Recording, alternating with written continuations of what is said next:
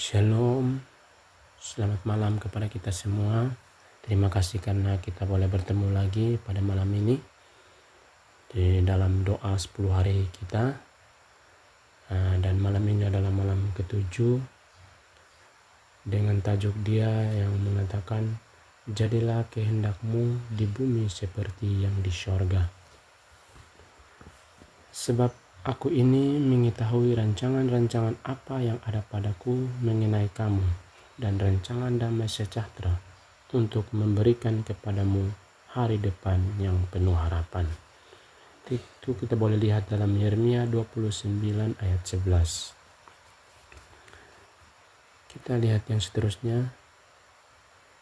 Kita semua punya rencana, dan rencana jangka panjang dan rencana harian. Dalam doa, kita biasanya mencari pertolongan dan berkat Allah untuk rencana kita, bukan mencari rencana Allah.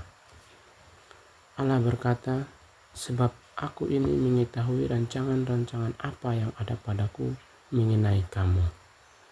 Kita boleh lihat dalam Yeremia sekali lagi di Yeremia 29 ayat 11. Dan untuk mendapatkan berkat dan sumber daya dari Allah, Anda harus mengikuti rencananya.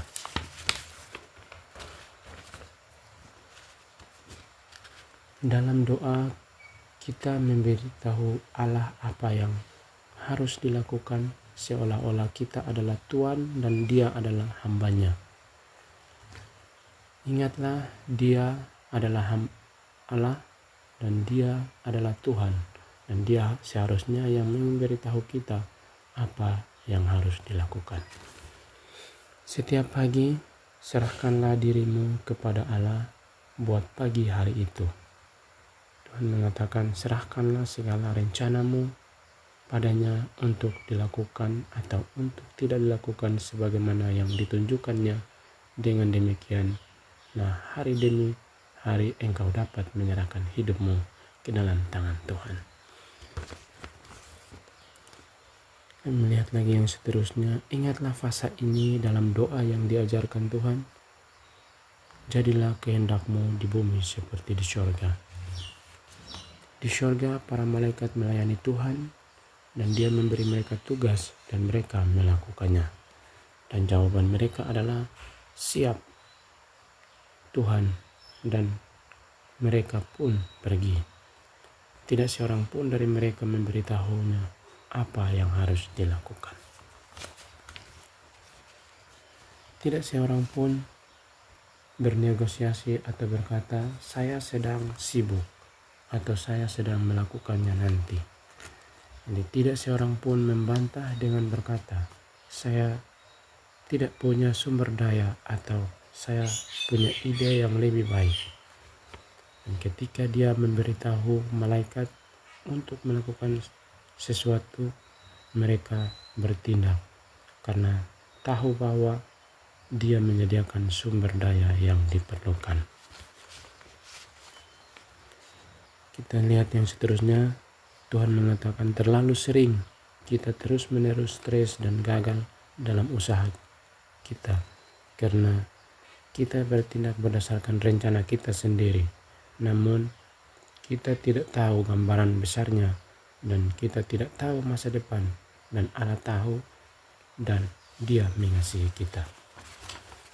Kita boleh lihat dalam buku Membina Keluarga Sehat 442.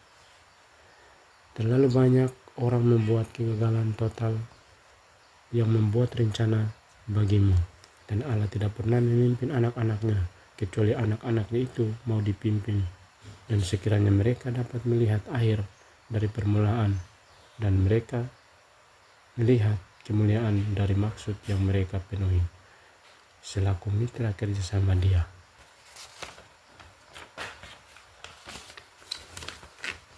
Untuk melakukan kehendak Allah, Anda harus mengetahuinya, jadi Anda juga harus mendengarkan dalam doa.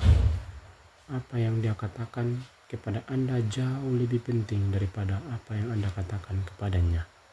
Kita harus secara perorangan mendengarkan Ia berbicara kepada hati, manakala suara-suara lain sudah terdiam, dan di dalam keheningan kita menanti di hadapan Allah maka ketenangan jiwa akan membuat suara Allah lebih jelas terdengar. Kita boleh lihat nih dalam buku Testimony for the Church jilid 6 halaman 393, melalui doa kita berbicara kepada Allah dan melalui firman Dia berbicara kepada kita. Doa dan mempelajari firman selalu berjalan beriringan dan keduanya tidak boleh dipisahkan, yaitu Alkitab adalah suara Allah yang berbicara kepada kita sama pastinya seperti kita dapat mendengar suaranya dengan telinga kita. Lihat yang seterusnya, aplikasi hidup. Kita tentu dapat menyampaikan kebutuhan kita kepadanya dan tidak ada yang salah dalam meminta pertolongannya, namun kita tidak memberitahu Allah tentang sesuatu yang belum Dia ketahui. Dan sebaliknya, kita memberikannya izin untuk menolong, dan Allah memberi kita kebebasan memilih, dan Dia menghormati pilihan kita. Dia tidak akan pernah campur tangan dengan memaksakan kehendaknya pada kita, dan Dia menunggu kita untuk meminta dan memilih pertolongannya, dan kemudian Dia dapat campur tangan. Ya, dalam kesimpulan, berdoalah dan pelajarilah firman-Nya serta pikirkanlah dalam kehidupan kita. Sampaikanlah kebutuhan dan rencana kita kepadanya dan mintalah tuntunan dan bimbingan Tuhan. Jadikan rencana Tuhan sebagai prioritas Anda. Dan yang keempat, carilah Allah terlebih dahulu, lalu percayalah bahwa Dia akan memenuhi semua kebutuhan kita seperti yang Dia janjikan dalam Matius 6 ayat 33. Sediakanlah diri kita untuk melayaninya dan mengikuti kehendak-Nya. Dan mari semua kita katakan, ini aku Tuhan, gunakanlah aku hari ini, dan semoga kehendak-Mu terjadi dalam hidupku hari ini. Jadi firman Tuhan hanya sampai di sini. Semoga firman Tuhan ini, renungan ini dapat menguatkan iman kita. Oleh itu, mari kita semua jadikan Tuhan yang utama dan yang terutama dalam hidup kita. Semoga Tuhan memberkati kita. Selamat malam.